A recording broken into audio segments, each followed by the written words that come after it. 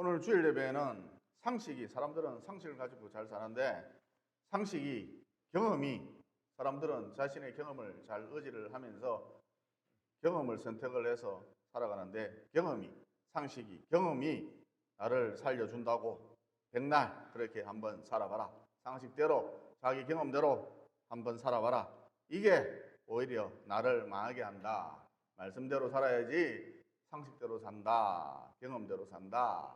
이게 오히려 나를 망하게 한다라는 제목으로 잠깐 시간 은혜를 나누고자 합니다. 오늘날 많은 사람들이 삶에 있어서 부분적인 것, 기초적인 것 이것을 준비했음에도 불구하고 기초적인 것을 이루었음에도 불구하고 모든 것을 다 성취한 것처럼 착각하면서 살아가죠. 예를 들어서 명문대에 입학을 하고 졸업을 했다. 또 사법고시에 합격을 했다. 또 변호사, 의사, 판사가 되었다. 드디어 꿈에 그리던 변호사가 되었다. 무엇보다 젊은 나이에 조기에 성공했다. 조기 성공 이런 것을 두고 다 이룬 것처럼 기초적인 것인데 이런 것을 두고 다 이룬 것처럼 착각 가운데 사는 사람이 굉장히 많다는 것이죠. 그러니까 무슨 얘기냐? 여러분 인생이란 아주 복잡한 방정식인데 방금 말씀드린 이런 것들을 모두 다 이루었다 할지라도 무엇보다 젊은 나이에 성공했다 할지라도 조기 성공했다 할지라도 이게 조기 성공, 이게 후회 없는 삶, 성공적인 삶을 보장해 주느냐? 결코 그렇지 않다는 것이죠. 여러분 역대기서에 자주 등장하는 사울이라는 인물 조기 성공의 대표적인 인물이라 할 수가 있습니다.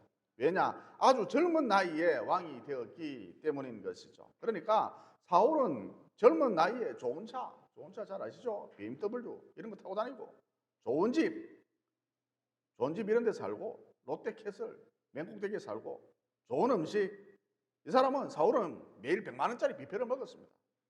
이런 거 먹고 좋은 음식 이 모든 호사를 젊은 나이에 다 누려봤기 때문인 것이죠. 여러분 사울은 이스라엘의 12지파 중 베냐민 지파 출신이거든요. 무슨 얘기냐? 가장 미약하고 볼품없는 지파 출신이었다는 것이죠. 족보가 없습니다. 즉 사울은 흙수저였다는 것이죠. 따라서 그가 이스라엘의 왕이 될 가능성은 거의 제로에 가까웠다 이렇게 볼 수가 있습니다. 그러나 그럼에도 불구하고 그런 이스라엘의 초대 왕이 되었거든요. 그야말로 개천에서 용이 난 것이죠.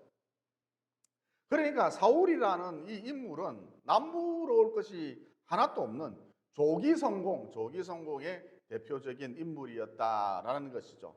그런데 여러분 사울의 마지막 모습이 어땠습니까? 전쟁터에서 아주 비참하게 죽었죠. 블레셋과의 전투에서 세 아들과 더불어 거의 한날 한시에 죽었습니다. 여러분 여러 자식들과 자기가 낳은 여러 자식들과 동시에 한날 한시에 죽었다. 참 끔찍한 비참한 죽음이라 할 수 있겠죠. 이보다 더 불행할 수는 없습니다. 그러니까 앞서 말씀드린 대로 인생이란 아주 복잡한 방정식인데 조기에 성공했다 할지라도 젊은 나이에 떼돈을 벌었다 할지라도 심지어 사울처럼 젊은 나이에 왕이 되었다 할지라도 이런 것 가지고 성공한 인생이다 이렇게 말할 수는 없다는 것이죠. 여러분 구약 성경 열왕기상하, 사무엘상하는 그 당시에 적혀진 기록물이라 할 수가 있습니다. 반면 열왕기상하, 사무엘상하 이것과 거의 내용이 흡사한 역대상하는 먼 훗날 당시에 적혀진 기록물이 아닙니다. 먼 훗날 바벨론 포로 생활을 마감하고 고국으로 돌아온 이스라엘 사람들이 자기들의 과거를 되돌아보면서 추억하면서 다시 한번 역사를 정리해 본 것이죠. 그러면 이스라엘 백성들이 왜 이렇게 했는가? 바벨론 포로 생활을 끝내고 고국으로 돌아와 봤더니 성읍은 불타버렸고 나라가 폐허가 된 채 방치가 되어 있었거든요. 여러분 이런 나라 다시 재건해야 할 것 아닙니까? 일으켜 세워야 할 것 아닙니까? 그래서 그들이 역사를 되돌아보면서 즉 역대기서를 기록하면서 역사의 교훈을 얻고자 했던 것이죠. 여러분 역대기서를 읽어보시면 잘 아시겠습니다만 사울의 실패에 대해서 상당 부분을 할애하고 있는데 이스라엘 백성들이 왜 이 부분을 사울의 실패, 왜 이 부분을 클로즈업해서 상세히 기록해 두었는가? 한마디로 나라를 재건함에 있어서, 나라를 복구함에 있어서 사울의 실패를 반복하지 말자는 것이죠. 여러분, 한 해가 시작된 지 엊그제 같은데 벌써 반년이나 흘렀습니다. 따라서 올해도 마무리를 잘 해야 할 것인데, 이를 위해 우리에게 꼭 필요한 것이 무엇인가? 역대기서 말씀이라 할 수가 있습니다. 여러분, 역대기서에는 성공과 실패가 동시에 등장하는데, 이 역대기서를 통해서 버려야 할 것은 빨리 버리고 본받아야 할 것은 서둘러 본받아야 하겠지요. 그래야 후회 없는 삶, 성공적인 삶이 비로소 가능하다라는 것이죠. 여러분, 본문에 등장하는 사울은 젊은 나이에 성공했음에도 불구하고 젊은 나이에 왕이 되었죠. 이렇게 조기에 성공했음에도 불구하고 결국 왜 그는 실패했는가? 왜 사울이 실패했는가? 다른 무엇보다 우선 죄를 이기지 못했기 때문에 실패했다는 것이죠. 그러니까 올해 후반전을 우리가 어떻게 치룰 것인가, 혹은 남은 여생 어떻게 새롭게 디자인할 것인가, 한마디로 피 흘리기까지 죄와 싸워야 한다는 것이죠.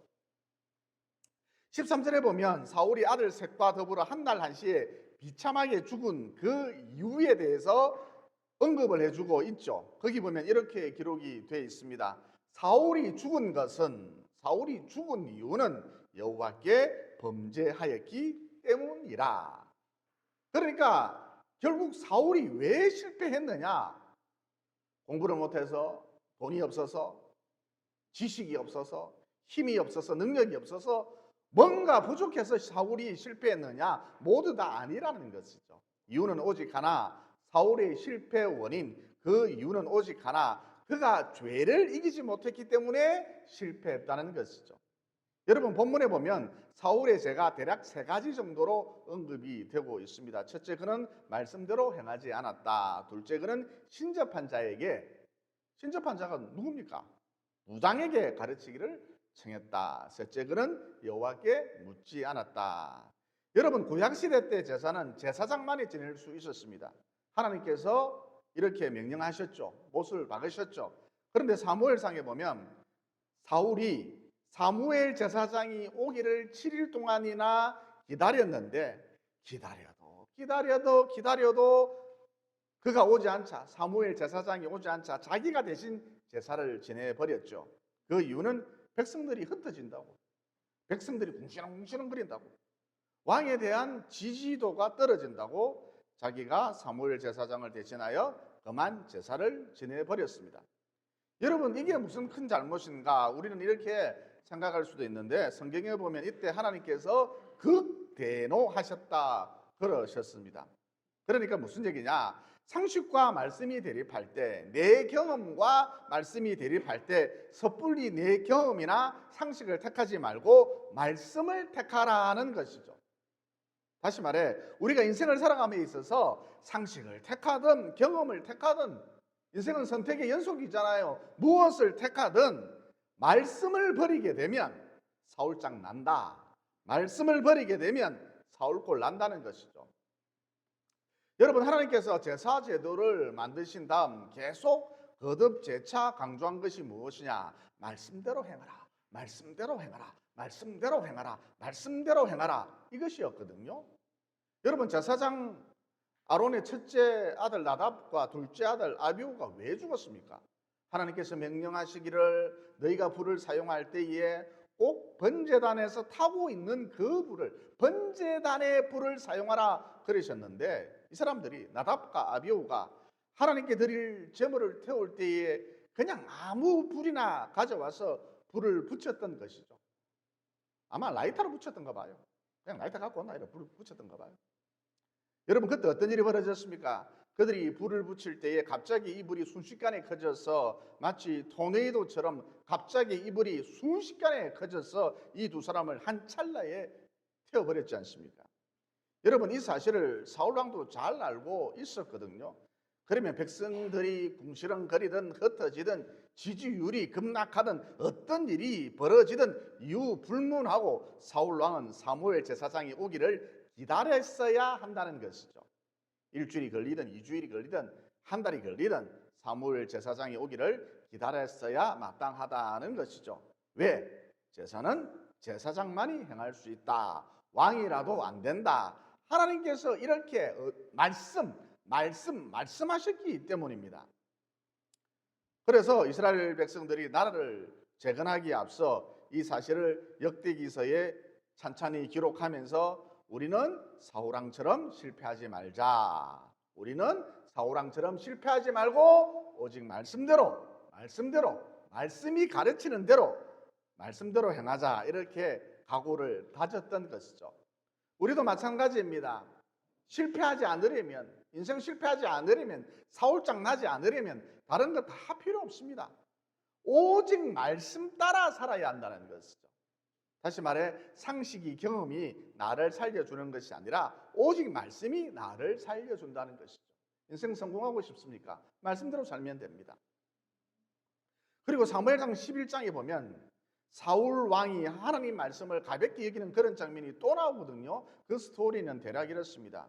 하나님께서 사울 왕을 보고 너는 아말렉과의 전쟁을 할 때, 이민족 아말렉과 전쟁을 치룰 때 모든 것을 하나도 남기지 말고 새끼라도 불쌍히 여기지 말고 모든 것을 다 진멸하라 그러셨거든요. 그런데 사울 왕이 어떻게 했습니까? 아말렉 왕 아각을 살려주었죠. 또 살찐 가축들, 포동포동한 가축들 전리품으로 모두 챙겨왔거든요. 이어 멀리서 가축 우는 소리를 들은 사무엘 제사장이 사울 왕을 보고 이게 무슨 소리예요? 도대체 이게 무슨 소리예요? 하나님이 다 진멸하라 그러셨는데, 새끼라도 불쌍히 여기지 말고 다 진멸하라 그러셨는데, 네, 이 무슨 소리입니까 도대체? 그러자 사울 왕이 머리를 긁으면서 사무엘 제사장을 보고 그게 말이죠. 하나님께 제사 드리려고 제가 좋은 가축들을 좀 살려가지고 데리고 왔습니다. 다 죽여버리면, 하나님 말씀대로 다 죽여버리면 좀 아깝잖아요. 이해 좀 해주십시오. 그러니까 사울왕은 뭔가 잘못됐으면 돌이키면 되는데, 회개하면 되는데 핑계 대기에 급급했다는 것이죠. 여러분, 이 대목에서 사울 왕하고 다윗 왕하고 비교를 해보면 다윗의 죄질이 훨씬 나빴습니다.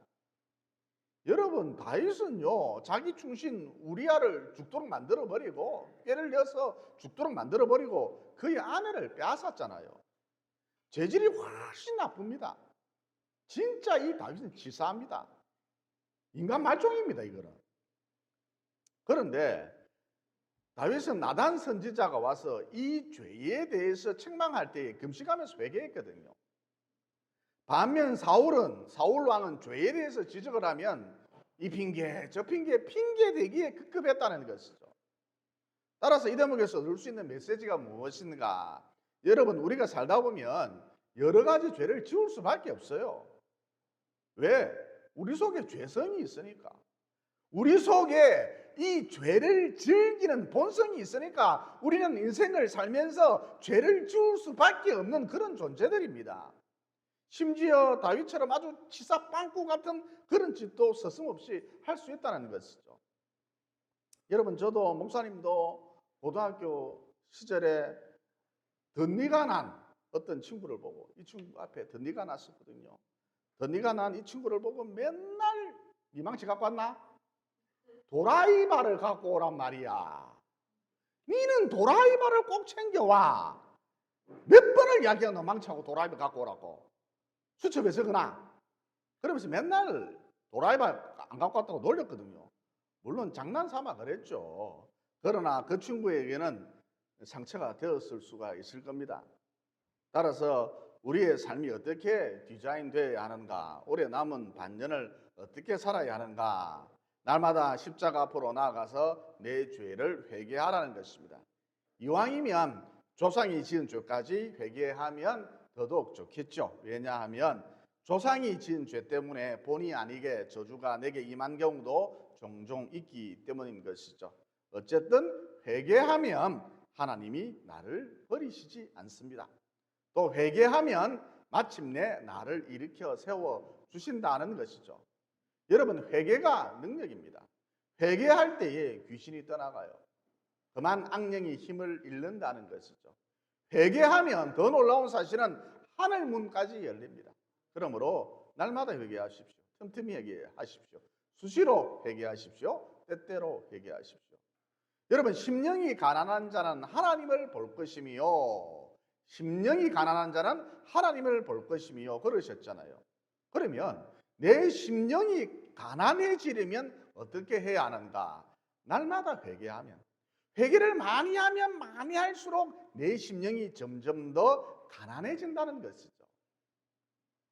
이어 그 결과 날마다 회개한 결과 마침내 하나님을 볼 것이며, 여러분, 회개를 하면 이렇게 우리가 하나님을 보는 일이 벌어지는데 주로 어떤 형태로 하나님을 보느냐? 하나님의 음성을 영으로 듣기도 하고 방언도 하고 통변도 하고 예언도 하고 환상도 열리고 영적인 꿈도 꾸고 이런 식으로 4차원의 창이 열린다는 것이죠. 여러분, 회개할 때에, 회개가 지속될 때에 이런 일이 벌어진다는 것입니다. 여러분, 방언 은사를 받은 후에 통변이 안 되는 사람들은 어떤 특징이 있느냐면 그냥 막무가내로 해요. 그런데 계속 회개를 해야 됩니다. 자꾸 회개를 하면 어느 순간 이게 알아집니다. 들리게 된다는 것이죠. 여러분, 사무엘 제사장이 사울 왕의 죄에 대해서 지적을 할 때에 그가 무엇이라고 말을 했는가? 다음과 같이 말했습니다. 내가 범죄하였을지라도 이제 청하옵나니 내 백성의 장로들 앞과 이스라엘 앞에서 나를 높여주소서. 내가 죄를 지었다 할지라도 나를 높여주소서. 그러니까 이 사람은, 사울 왕은 회개에 대한 관심이 1도 없었던 거예요. 그저 자기 체면, 자기 인기, 자기 명성 여기에 미쳐 있었던 것이죠. 따라서 결론이 무엇이냐? 체면, 인기, 명성 이런 게 나를 살려주는 것이 아니라 날마다 회개하는 심령, 즉 가난해진 심령, 이게 나를 살려주고 세워주고 성공적인 삶을 살도록 이끌어 준다는 것이죠. 즉 말씀대로 말씀이 가르치는 대로 늘 회개하는 이 삶이 내 삶을 성공적으로 이끌어 준다는 것이죠. 그러므로 날마다 말씀이 가르치는 대로 회개를 많이 하셔서 마침내 회개의 열매를 풍성히 맺어 나가시기를, 또 이를 통해 하늘 문이 열려지는 4차원의 창이 열리는 그런 신비의 은혜도 체험해 보시기를 예수님 이름으로 진심으로 축원을 드립니다. 그 다음 사울이 신접한 자를 찾아가서 신접한 자에게, 점쟁이에게, 무당에게 가르침을 구했죠. 여러분, 여기서 신접한 자란 방금 말씀드린 무당, 점쟁이 이런 단순한 것만 의미하는 것이 아니라 신접한 자란 우상을 말하는 것인데 무엇보다 뛰어난 사람을 의미합니다. 그러니까 내 속에 말씀이 없으면 텅 빈 진공 상태로 있는 것이 아니라 내 속에 말씀이 없으면 우상이 내 속을 점령하는데 주로 어떤 우상이냐? 뛰어난 사람. 즉 뛰어난 사람이 내 속에 들어와서 순식간에 나를 점령해 버린다는 것이죠. 내 속에 말씀이 없으면 뛰어난 사람이 순식간에 나를 점령해 버린다는 것입니다. 여러분, 뛰어난 사람이란 도대체 어떤 사람일까요? 100만 원으로 주식 투자를 했는데 100억을 벌었다. 여러분, 이 사람 뛰어난 사람이겠죠? 또 다단계 사업을 했는데 금세 다이아몬드가 되었다. 그래서 한 달에 몇 천만 원씩이나 번다. 여러분, 이 사람도 뛰어난 사람이겠죠. 또 경매 물건을 되팔아서 떼돈을 벌었는데 지금 빌딩이 몇 채나 된다. 조물주 위에 건물주라 그러는데 건물주가 되었다. 여러분, 이 사람도 뛰어난 사람이겠죠. 다시 말해 증권 투자의 규제, 부동산 투자의 규제, 다단계 판매왕, 또 보험왕, 코인 투자의 규제, 여러분 이런 사람들 뛰어난 사람이라 할 수 있겠죠. 그러니까 내 속에 말씀이 없으면 금세 이런 것들이, 이런 뛰어난 사람들이, 이런 우상들이 내 마음을 순식간에 점령해 버린다는 것이죠.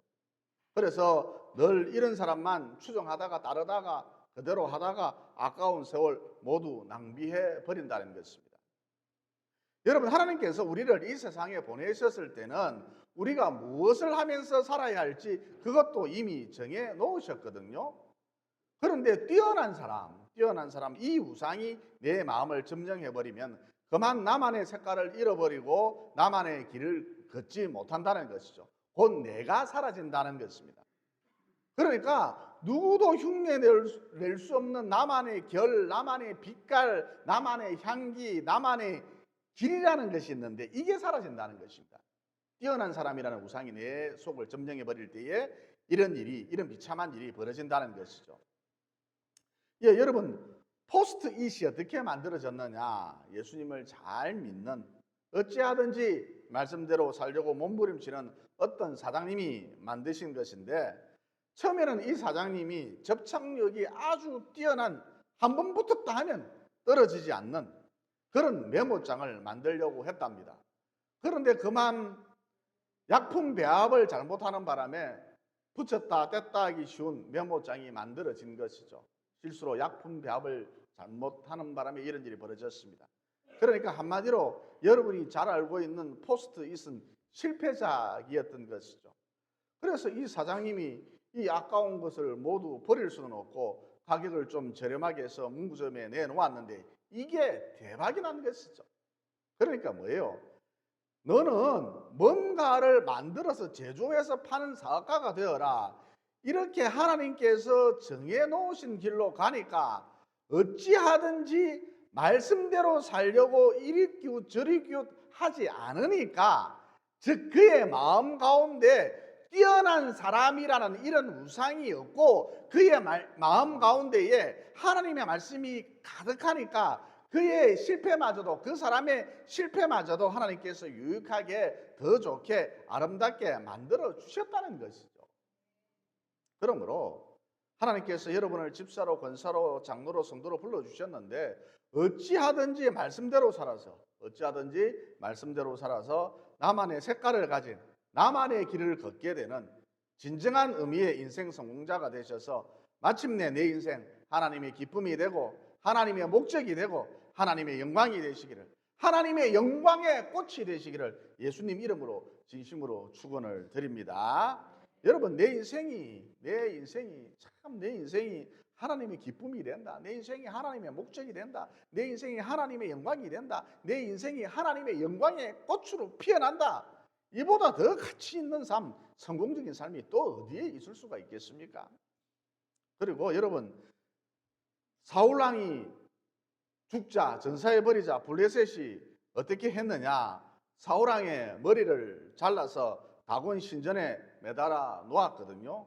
일종의 전리품인 것이죠. 또 그의 갑옷을 블레셋 땅 곳곳에 세워진 각 신전에, 여러 신전에 돌아가면서 전시를 해 놓았습니다. 이건 역시 전리품이라 할 수가 있겠죠. 그러니까 아말렉과의 전투에서 다 멸하라. 전리품을 하나도 가져오지 말라.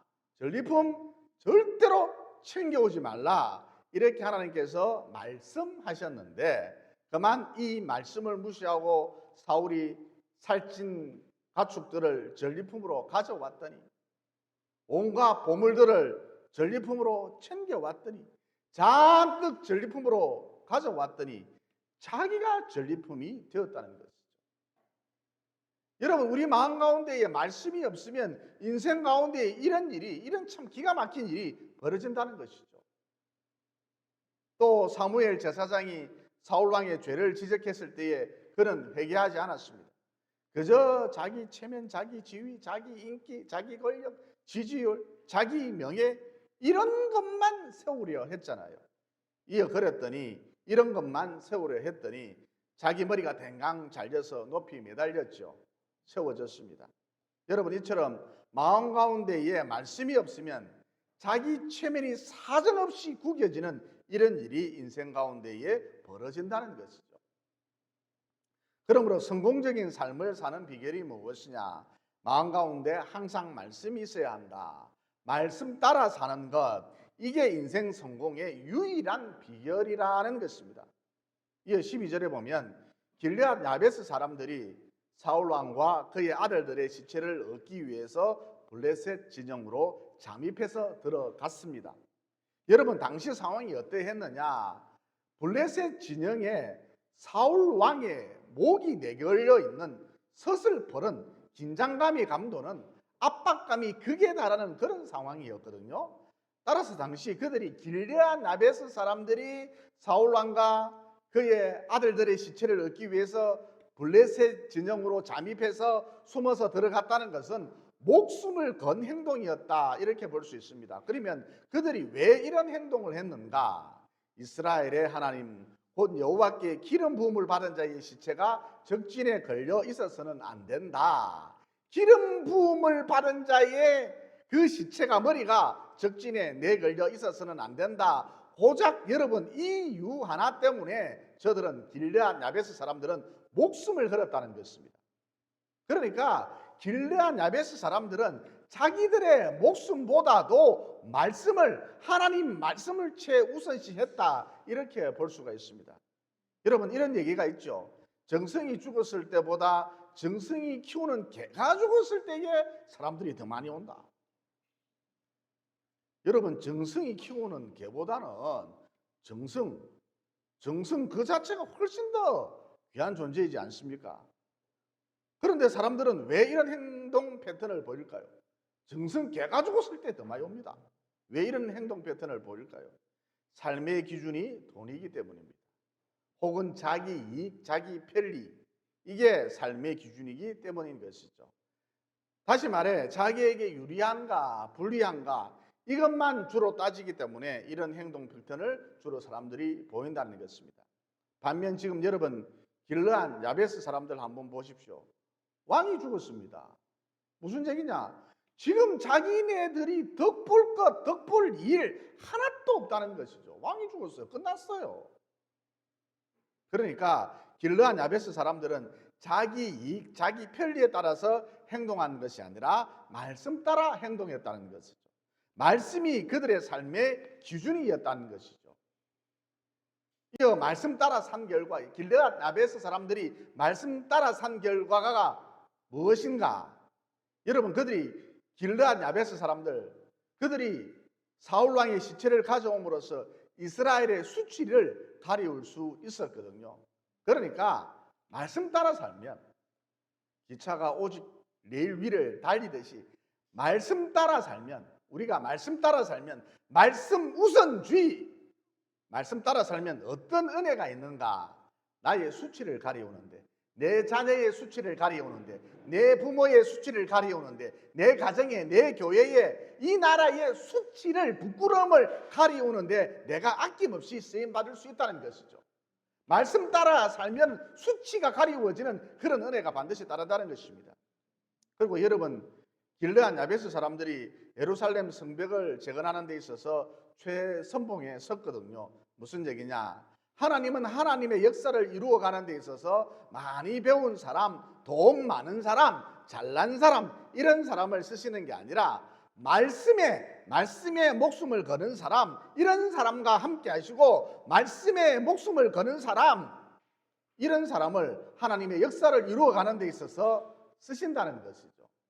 그러므로 올해 반년을 어떻게 보낼 것인가, 남은 내 인생 어떻게 디자인할 것인가, 아무쪼록 길르앗 야베스 사람들처럼 말씀에 목숨을 거심으로, 말씀에 목숨을 거심으로 수치를 가리우는 일에, 또 하나님의 역사를 이루어가는 데 있어서 아낌없이 쓰임 받으시다가 내 영혼, 육체를 벗어나는 그날 기쁘고 즐거운 마음으로 우리 하나님 앞에 서게 되시기를 예수님 이름으로 진심으로 축원을 드립니다.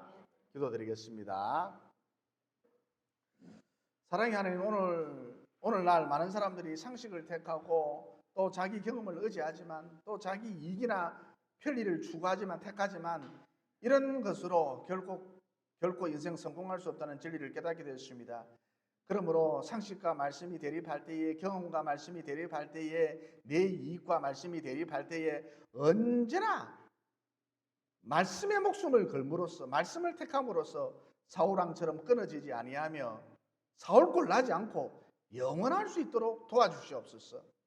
또 말씀 따라 날마다 회개하고, 말씀 따라 피 흘리기까지 죄와 싸우고, 말씀이 내 삶의 기준이 될 때에 내 수치를 가리우고, 내 자식의 수치를 가리우고, 내 부모의 수치를 가리우고, 내 나라 내 가정의 수치를 가리우는데 길르한 야베스 사람들처럼 귀하게 쓰임 받는다. 그리고 하나님의 역사를 이루어가는 데 있어서도 아낌없이 쓰임 받게 된다는 진리를 깨닫게 되었습니다.